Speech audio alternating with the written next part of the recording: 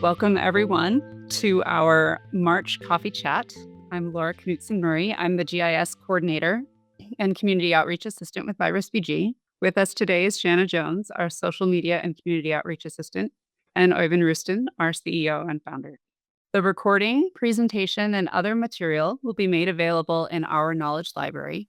All of our previous coffee chats can be found here under the category Articles and Presentation. You can follow the topic IrisBG Coffee Chats and be notified by email every time something new is published. The idea behind these sessions is that we at IrisBG would like to offer you a space where you can connect with your peers and have a chat about IrisBG or any issues that may arise through your work with your collections. We don't have a fixed format for these sessions, so please get in touch with me if you'd like to present on a topic or challenge the group. It can be anything big or small.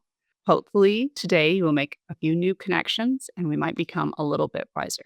Save the date for our April coffee chat, where we will learn about Texas oak and rare plant conservation from Michael Eason from the San Antonio Botanic Garden. And that's Tuesday, April 14th. And this map is an overview of all the institutions represented today. Good to see people from all over interested in this topic. And we will launch our poll. It's our regular poll that asks you to rate your experience using IrisBG. What is your level of expertise using IrisBG? Are you a novice, an intermediate user, advanced, or just trying out the trial? Looks like most of you are intermediate and a few novice, so that's good to know. Our agenda today, we are fortunate to hear about the Million Orchid Project from Jason Downing, who is the Director of Research at Fairchild Garden. He's originally from Kansas City and has a bachelor's in biology from the University of Kansas and a master's in environmental science, and then a PhD in biology from Florida International University. He's held positions at Fairchild Garden, the Smithsonian Environmental Research Center, working on research related to orchid ecology, mycorrhizal, genetics, and conservation. He's been working on orchid conservation in Florida, China, Southeast Asia, and the Caribbean for over 10 years. He currently serves as the Director of Research at Fairchild Garden and is focusing on orchid research, propagation, education, and conservation. Most notably, they have their internationally recognized citizen science program, Million Orchid Project, which we will hear about today. I will turn the controls over to you.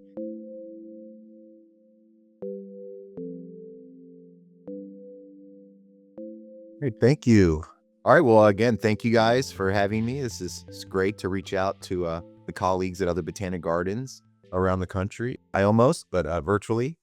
So today we'll talk about the Million Orchid Project, which is one of our massive citizen science programs here at Fairchild, which engages students of all ages and volunteers and community in aspects of plant science and conservation, particularly focusing on our Florida native orchids. So the program, as kind of the name implies, is this quite ambitious effort to repopulate 1 million of our lost native orchids. But again, it's very different than a traditional conservation initiative or strategy in that rather than focusing on the natural area, which we also do here at Fairchild with these orchids, but also looking at urban and public landscapes as refuges for rare plants, particularly things like schools, which unfortunately in the US tend to be some of the most protected areas for unfortunate reasons in the world. And actually some of these schools are even more protected than the natural areas. But, street trees, landscapes, parks, public parks, hospitals are all been recipients of these orchids throughout the last 12 years or so.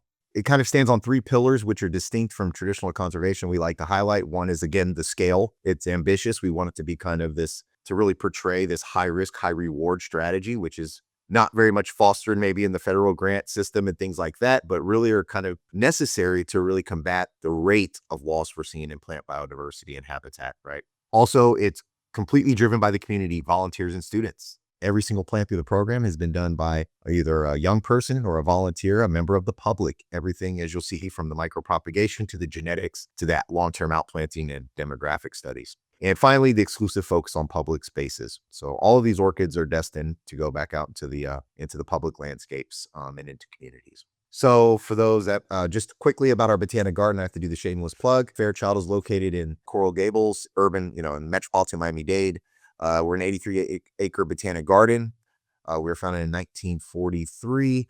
They broke ground with the Army Corps of Engineers. It was founded by Dr. David Fairchild, who was a plant explorer. And we're really known for our fruiting tree collection. So David Fairchild scoured all of Asia, the tropical South America, and brought back a lot of our varieties of tropical fruits, which we're familiar with today, like mango and soy and all types of things. So traditionally, we're known for that, as well as our palm and cycad collection, which really put us on the map. So if you study palms at some point, you usually end up at Fairchild with our amazing collection of palms. But more recently, we've focused on orchids. And this was largely driven by the enthusiasm of the Million Orchid Project. We had a nice little nursery or greenhouse collection of orchids, but really it wasn't a main focus of our gardens in terms of our sessions. So a lot of times we'd be in the community doing all these amazing orchid plantings, and people are like, well, I'm in Fairchild, I never see any orchids. So we had to do something about that. And about 6 years ago, we established the National Orchid Garden at Fairchild. And again, very, very non-traditional, and taking advantage of our unique climate and our situation is that we are really the only botanic garden in the world that's permanently attaching and establishing our orchid collection into the garden collection. So rather than having a pot,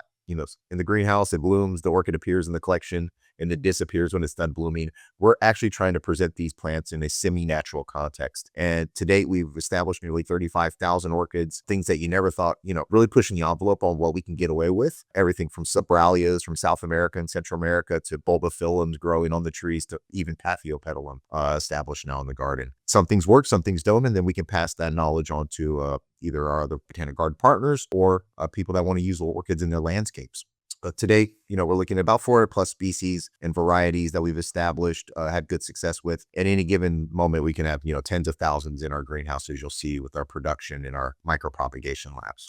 And any given day, you can see a lot of orchids in bloom at Fairchild, dendrobiums, a lot of viandaceous orchids, and like the Million Orchid Project, we put these displays in the hands of our volunteers, which are trained up. Some of them actually have background in floral design, and they actually come up with some really beautiful designs. And a lot of these orchids are faring quite well. We had a recent cold spell, which scared us to death in a kind of a 100-year event where we actually got below 40 degrees in Miami. The interior parts of Miami got down to 31 degrees. So that definitely had an impact. Thank goodness it was short-lived. It was only a few hours, those extreme lows, but we did see a lot of kind of cold damage that some of the plants suffered, some of these extra tropical things, and we're learning from that. But again, the volunteers, this massive army is constantly handling influxes of blooming plants and getting them out into the landscapes. Another group of orchids we're really interested in, which kind of leads us into the new kind of the 2.0 of the Million Orchid, is Caribbean orchids. So a lot of these orchids, we share a lot in common with the Caribbean, but they're species that don't occur in South Florida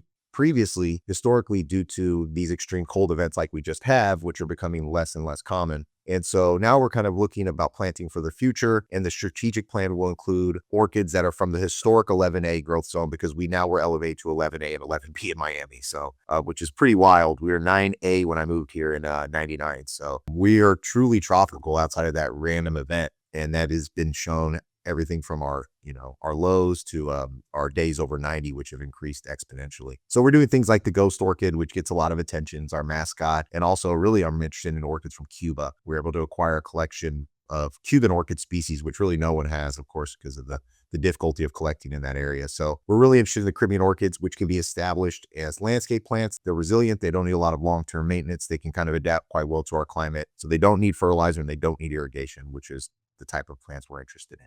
But really, the concept of Million Orchid Project started on the other side of the world, one of my favorite places where I've had the opportunity to share, spend a lot of time and work, both as a graduate student and professionally, at the National Orchid Garden in Singapore. And really, about 15 years ago, we were building a new science village here in Fairchild. One of the labs, which were going to be included, was going to be a micropropagation lab, an orchid lab. So, of course, we had to take a field trip out to Singapore to see how do they present there and do their orchid lab. And what we really loved is that their orchid lab is forward-facing the public. And so when you come to Fairchild, our lab's all kind of in a fishbowl. They're integrated directly into the collections, which is amazing. I don't see that a lot of my colleagues' botanic gardens. Usually the research center is a building hidden off kind of in a silo. I get there, I'm like, if I haven't been to the garden, I'm like, where's the research center? It's usually somewhere way in the back, even at Q. So we were really keen on making our labs publicly accessible. So it's not uncommon that you're in our laboratory and, a random person walks in and says, hey, what are you doing? And one of the graduate students has to part of the deal is they have to give their elevator pitch and communicate the science. And really that connection between the community is something that we're really focused on at Fairchild.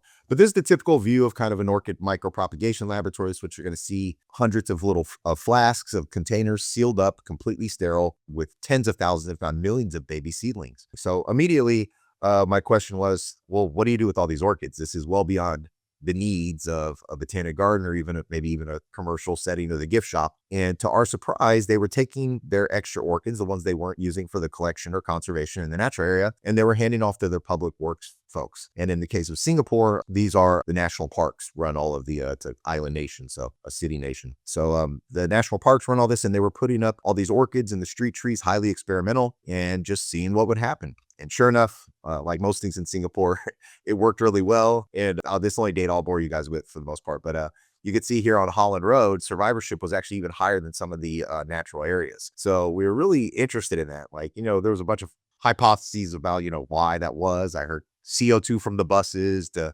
ambient air coming off the roads, but it worked. And this is kind of what you see in Singapore today. It's absolutely magical. Bulbophyllum just lining the trees when you're driving down the road. Grammatophyllum speciosa, the largest orchid in the world. No big deal, just growing on the side of the road. We have one of these, and when it flowers, it really only flowers here in Miami. It draws people from around the country, but in Singapore, it's just a regular landscape plant. So this really excited us, and we immediately thought, why not Miami, right? We have this amazing urban metropolis, very densely populated, much like Singapore, and we have a number of green spaces and trees, which have been a focus of the strategic plan for the county for a couple decades now. And we have our own host of native orchids, and in really a disproportionate amount of orchid diversity compared to the rest of North America. So of the approximately 200 species in North America, about half are in Florida, and a little over a quarter are right in the backyard in Southern Florida. And so we're kind of dubbed an orchid hotspot in a lot of our research. And really that's because of this unique blend of the temperate species, which meet with the tropical species and coalesce right here in Miami-Dade and Collier County. So we have lots of these amazing diverse locations like the Fat Hat G Strand, which has the highest orchid diversity in the United States, Everglades, Cypress, where these epiphytic orchids occur, and they don't occur anywhere else in the United States. To put that in perspective, you could see of the 52 genera in Florida, about 105 species, over 50% of them are basically a genera with a single species that just squeaks up into Southern Florida from the tropics, basically the extreme northern limit of these genera. And these are kind of the unique plants that are Miami plants, in other words. So a disproportionate amount of this diversity in Florida is represented by just a single tropical species that makes it up. Even things like Bulbophyllum pachyrhacus. A lot of people don't realize we have a bulbophyllum in the New World. So some really interesting things and a lot of plants to target for the project. And even some of our giant charismatic orchids like our cigar orchid, Certipodium punctatum, the largest orchid in North America. This one can become, 2 or 3 meters in diameter at maturity and have thousands of flowers. It's also extremely rare. It's one I worked on for my PhD. We're talking less than 100 plants in the wild.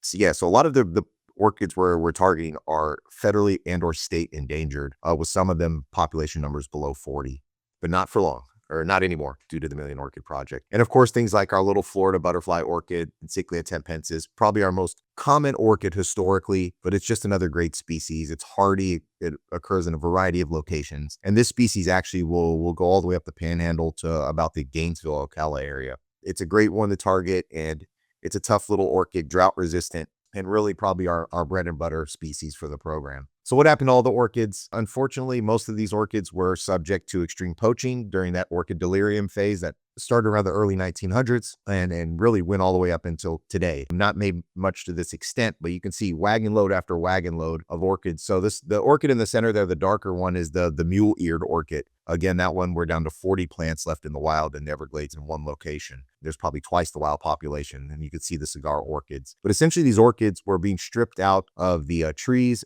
almost immediately. From the early accounts I've become kind of a detective, a sleuth, a bit of the history of these things. When Flagler built the railroad, Henry Flagler, connecting the Northeast to South Florida, when they got off the train, they said the trees were dripping in orchids. And so pretty much from the research I've done, I think orchids may have been the first resource getting exploited out of South Florida due to they were easy to collect even before the cypress timber, which was a huge industry. And these came out wagon load after wagon load, burlap sack after burlap sack, made their way on that train, shipped up to the Northeast, ended up in a flower shop, maybe on the table of a Victorian mansion in Rhode Island or Newport or somewhere, and then pitched in the trash after it was done flowering. Coupled with habitat loss, that pretty much we lost all the orchids in mostly urban Miami-Dade. They were completely extirpated. In the white dress, the lady there is even David Fairchild's wife, we found, with a giant armful of epidendrums. But in all fairness, due to the density of these things, I'm sure they thought it was kind of an inexhaustible population, but unfortunately, these plants were so massive, probably decades old, that those genetics are really hard to place. And we've seen a decline in our orchids in natural areas ever since. So how do we get to 1 million orchids? A bit about the biology for those that aren't familiar. So these are not orchid seeds. These are the bean plant. So you all may remember from elementary school, you put the beans in the wet paper towel and put them in the drawer in a Ziploc, and voila, they all germinate. And that's due to that endosperm, that built-in food that a typical seed has, which occupies most of the seed space, actually, the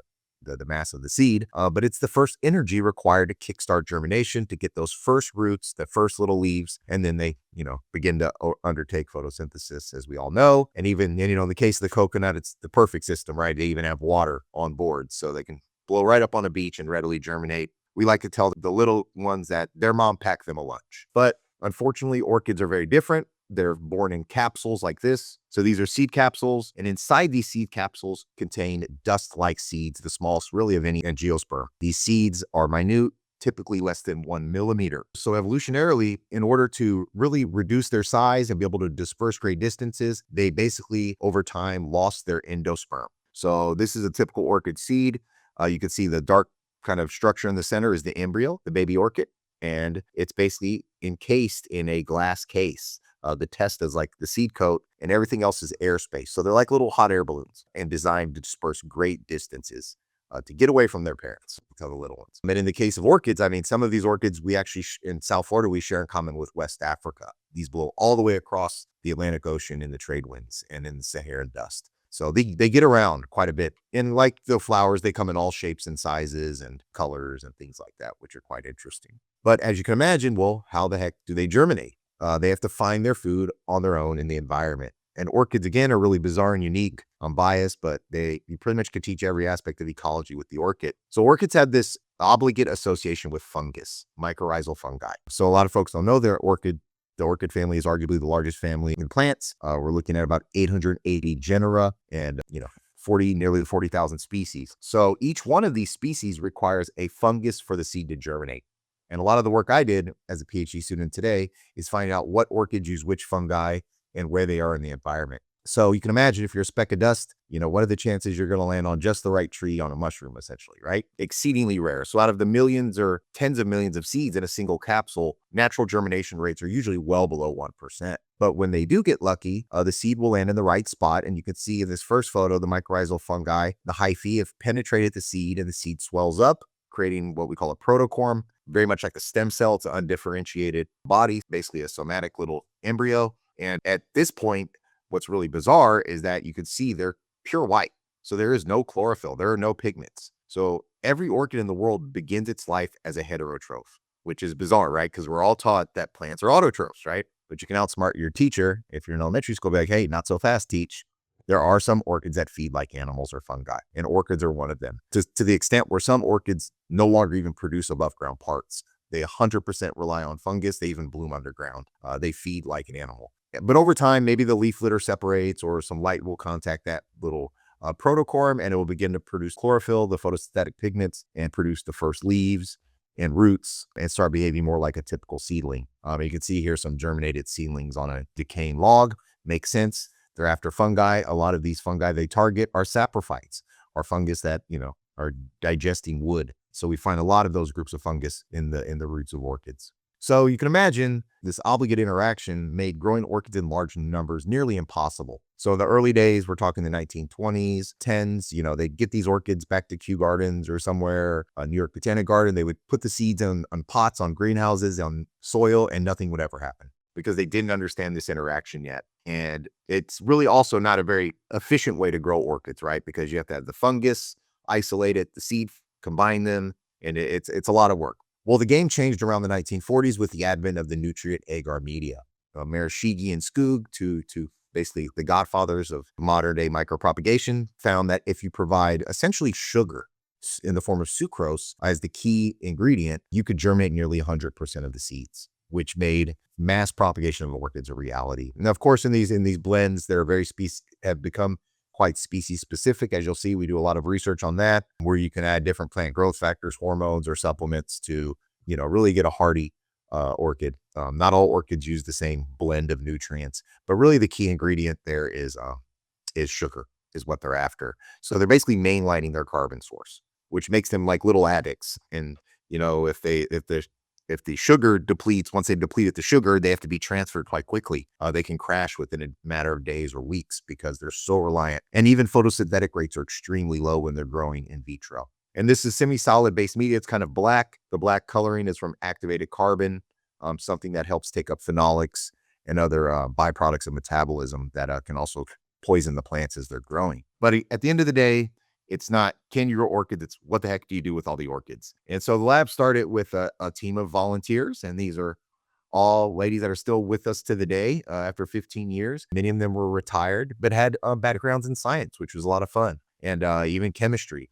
So we wanted to see if we could take a layperson and teach them what was thought to be this very technical aspect of plant propagation. And so we with the help of Dr. Martin Moats, one of the world's premier orchid breeders and expert in the Vandaceous orchids, but he was great because he has a lot of kind of DIY methods.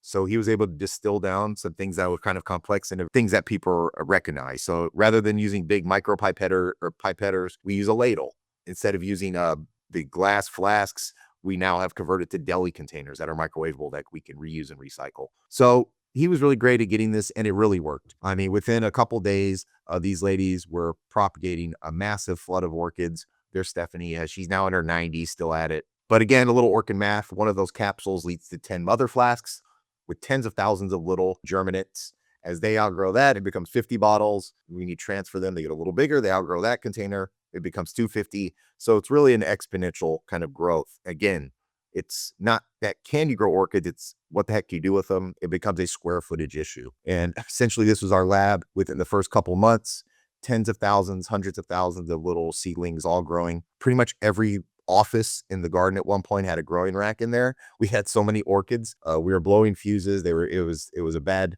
everyone was upset with me because we just had so many orchids. We had no space to deal with them. And this is some photos of our greenhouse at any given moment, all managed again by volunteers. And we have new methods like bioreactor technology, liquid immersion that we're playing with, and kind of advancing the science also of the micropropagation along the way. And an endless flood of volunteers. So here's basically our bread and butter orchids we're now targeting, the ones we grow in the largest numbers, and we're selected based on their hardiness factor. So we wanted to select groups of orchids or species that we thought could perform well in the urban landscape, which we'll talk a little about. Heat islands tend to be much different than the adjacent natural areas. So we wanted orchids that were drought resistant, could handle a lot of sun, were sun loving, and things that also could tolerate maybe a little bit of salt water in the air, right? Because we have a lot of coastal communities. So orchid species that can occur in mangroves were also targeted. Things again like our Encyclia tampensis, but also our native Vanilla deloniana is a fun one we're playing with, and a few ground orchids as well, like the Bledia purpurea, pine pink, and the Oncidium insatum,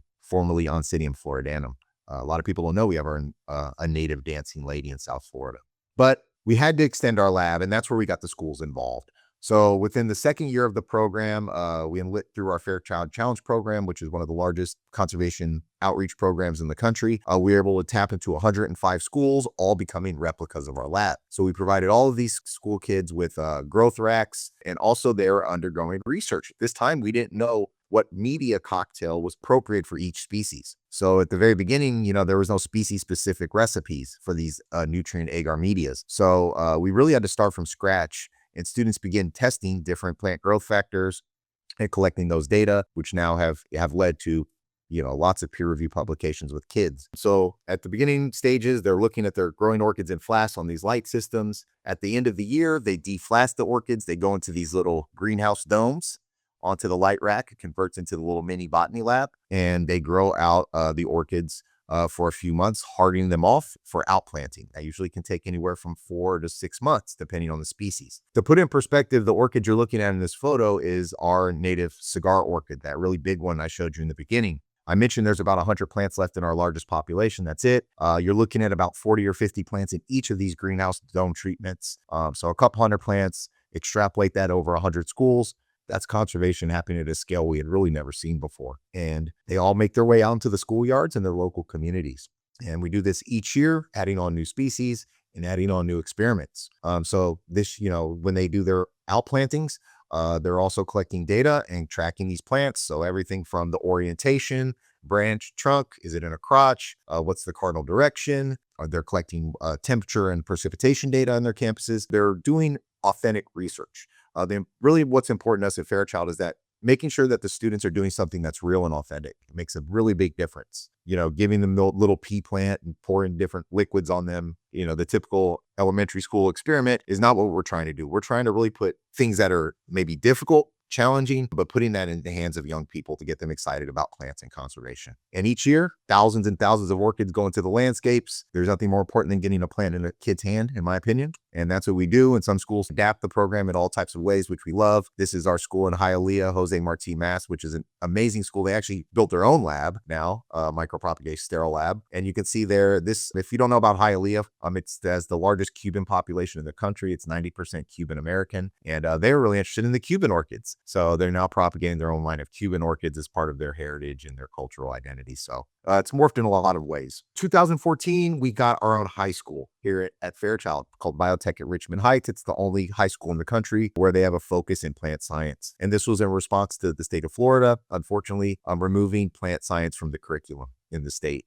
We lobbied and lobbied, didn't happen. So in the result, we just made our own high school. So we got with the district, and these students, because they get to work at Fairchild every day, they're able to take, we have our own textbook and everything that we help make. They have their own laboratory at the school, which is even bigger than our laboratory. You can see there's 2 laminar flow hoods, the sterile workspaces, and they can generate really a large number of plants. But also because we get them for more in-depth time, they also execute a lot more of the research, in-depth research, long-term things like seed bulking, seed banking. They partner with, of course, the North American Orchid Conservation Center at the Smithsonian. We're one of the satellite partners where students now can receive, we now have the program so kind of entrenched that we can hand these kids seed capsules from different rare populations. They can weigh them, process them, dry them, bank them in our ultra low temps, different temps, send some off to other seed banks, and they're part of that whole conservation strategy. And even looking at the anatomy of orchids is something we do. But one of the things that always was limiting, the idea is that every student should be able to do all aspects of the program.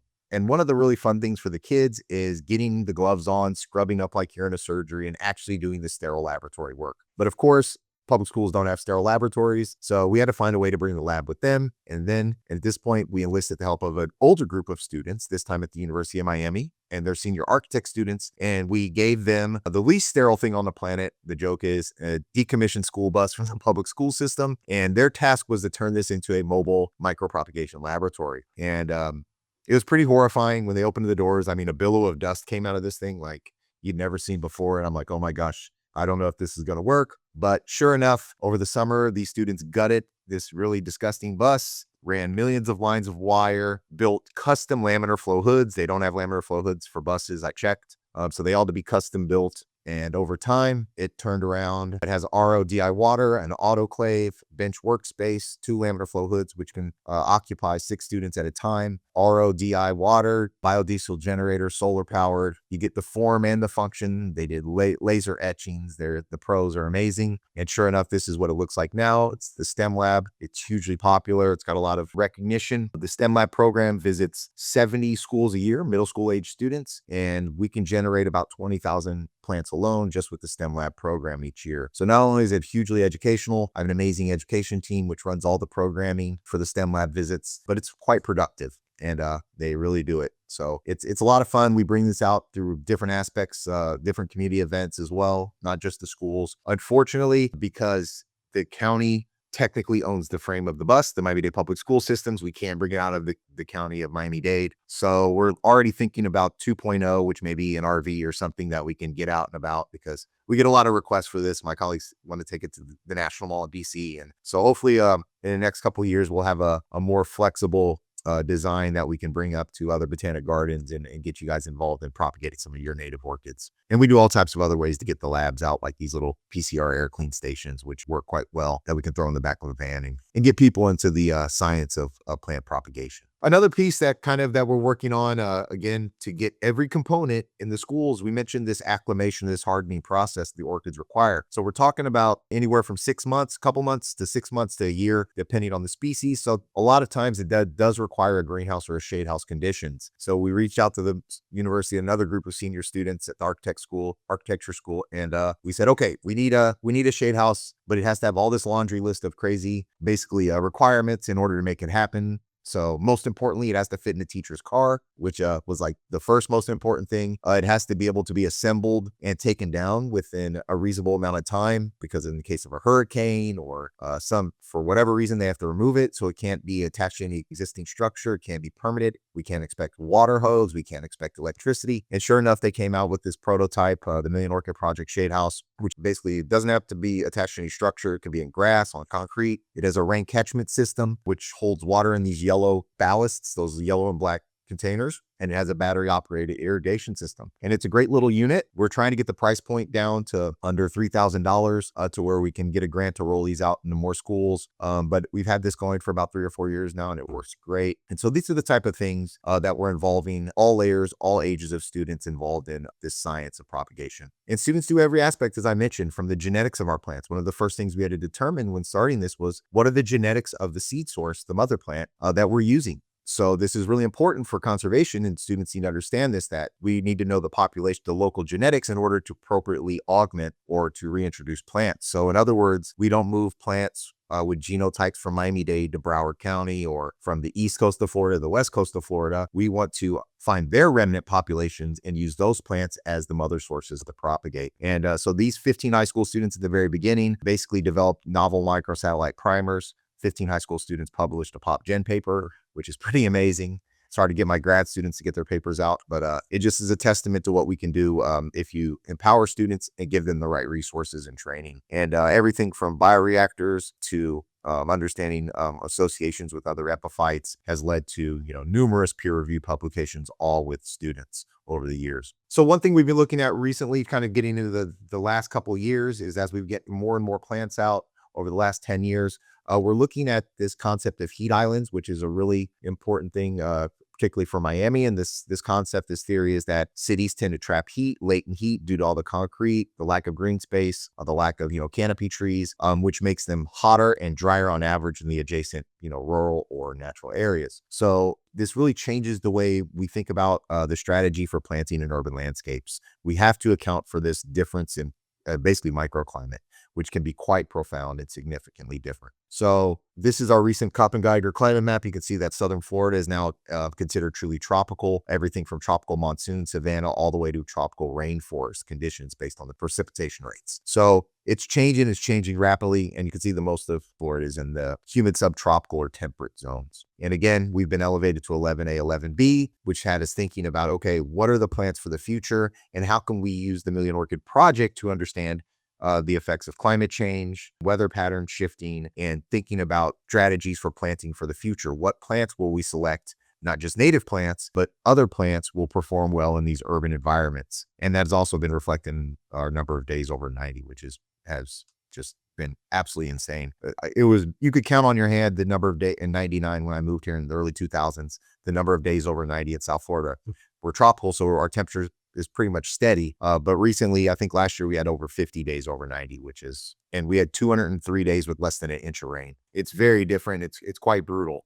So thinking about this, we're thinking about other orchids, which we can test and compare our native orchids to. This includes a lot of Caribbean species. So again, we're really into the Caribbean orchids as kind of the plants of the future for our landscapes. And as these things, as you know, blow, a lot of these orchids, these Caribbean genera occur in Cuba, the Bahamas, and I'm sure the seeds blow over, but due to the differences in climate, the extreme cold events, as those are fleeting, these orchids are likely to establish on their own in the future. But this is a bit of kind of an assisted migration kind of experiment as well. And so the last few years we've been testing, students have been planting the Florida orchids, native species that are historically from the 9A growth zone, comparing them to orchids that are historically from 11A, which we are now. And we've done this for a couple years now. And of course, we're finding that the Caribbean orchid species tend to outperform our native orchid species, really gleaning a lot of information about species responses to climate change in plants. So I'm happy to say the program has just really grown in terms of our education programs exponentially. Every major college and university now in South Florida has the Million Orchid Project and labs and/or personnel and students dedicated to propagating orchids on their campuses. So that includes all the Miami-Dade college campuses, Florida Atlantic, which is in West Palm, as well as FIU and University of Miami here in Miami, and of course our biotech school. And even been testing this pilot orchids in a classroom model outside of the state of Florida through a grant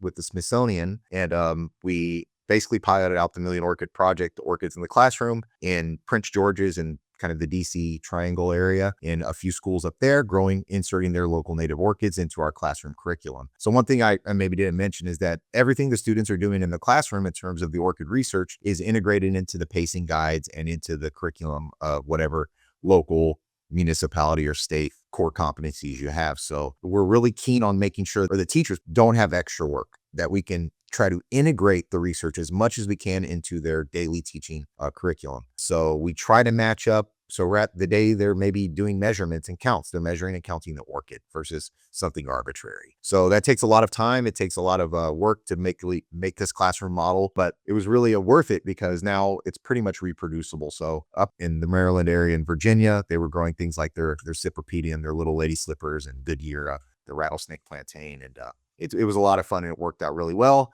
The only caveat is the temperate orchids grow really slow. So, we were expecting that, but we didn't realize how slow some of these orchids, just to put in perspective, it takes about a year in the lab for one of our tropical orchids, subtropical orchids. It takes about 3 years up for some species, for some of these temperate species, but they do get to stick them in the refrigerator, which they love and they find is really cool, and bring them out in the springtime.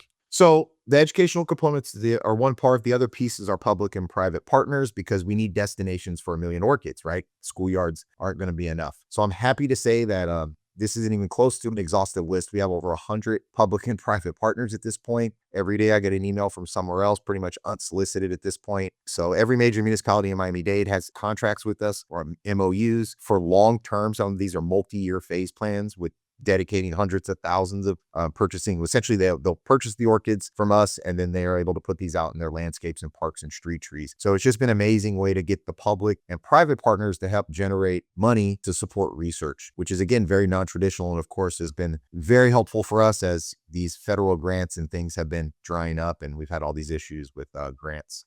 So we've been able to maintain ourselves through partnering with these places, things like colleges. Every hospital pretty much in Miami-Dade now has a project, the entire complex. So all of their campuses, retirement communities, HOAs, the cruise lines, everyone seems to be loving the Million Orchid Project and wanting their orchids. And then they compete with each other. If one mayor gets orchids in his city, the next mayor's like, well, I did get orchids. And it's kind of just been this massive kind of ball that's building upon itself. So we're really happy that this continues to grow. And just like we do with the kids, we get all these people out and get orchids in the hands, do a lot of community plantings and events. Actually, the folks with the University of the orange shirt in the back with the hat, that's actually John Lummis IV. The name Lummis is a really important name in Florida because his great-great-great-grandfather and Dr. Fisher were basically largely responsible for developing urban Miami-Dade. So they're the ones who kind of bulldozed all the mangroves and the hammocks down to build what is modern day Miami Beach in downtown Miami. So they actually live in Arkansas now, but they caught wind of the program, and he wanted to make sure that we had orchids in all of his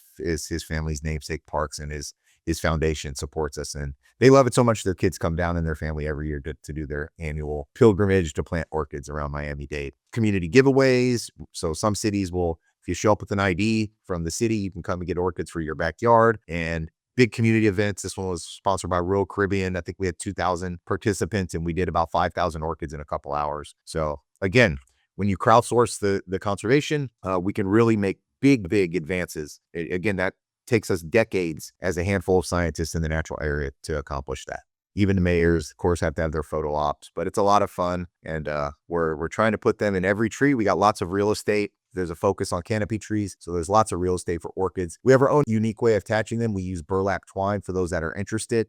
It's basically a plant-based string or twine, which will decompose naturally. And also we can use a little bit of liquid nails, which is like a little drop of latex, which will help make sure that orchid is completely fixed to the tree. And then after a couple months of watering or the rainy season, the roots will start to grasp on the tree, and then they're there. And we organize all types of groups. This is right in the middle of US 1, which is a major thoroughfare in Miami-Dade.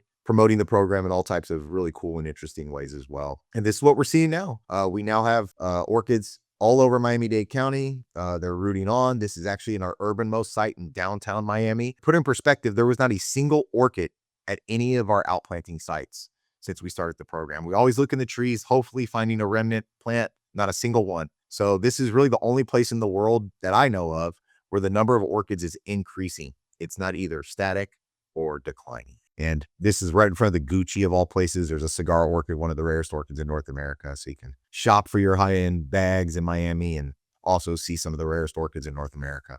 This is our cigar orchid. They're doing well. Survivorship, we work with this plant in the wild areas, and survivorship was about 30% in the pristine natural area. We're seeing about 40 to 50% in some of the urban areas. So again, we're trying to understand why.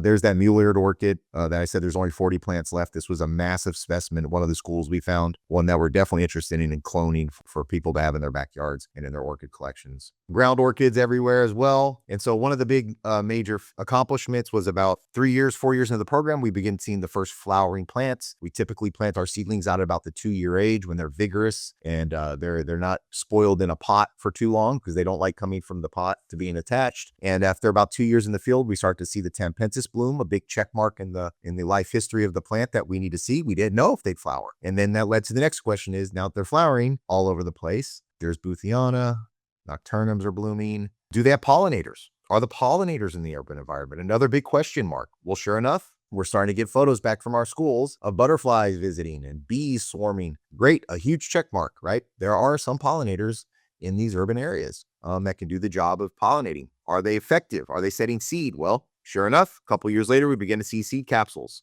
Oh, major event. We were all thrilled, screaming in the middle of the road like maniacs when we saw the seed capsules, which we now are going to disperse great distances and start seeding future generations of orchids all throughout Miami-Dade and southern Florida. But again, that we talked about that mycorrhizal, that fungal requirement, which is really rare and can be quite specific. And do these fungus that the orchids need occur in the cities? Cities tend to be dry and hot, not conducive for fungi. Well, sure enough, we start to see volunteers now. So really our biggest achievement, the fungus, we've now done a project and we're finding the fungus is pretty much ubiquitous, which is huge. We don't think that's going to limit the ability to support a sustained population. So we're finding baby orchids now, kind of completing that circle of life, and also showing proof of concept that this is a way to create and reintroduce sustainable populations of native orchids in urban areas. So the final piece was a way to track the orchids. Again, working with students this time at FIU, the other university, and their GIS lab, we needed an app. So we have an app that we're working on.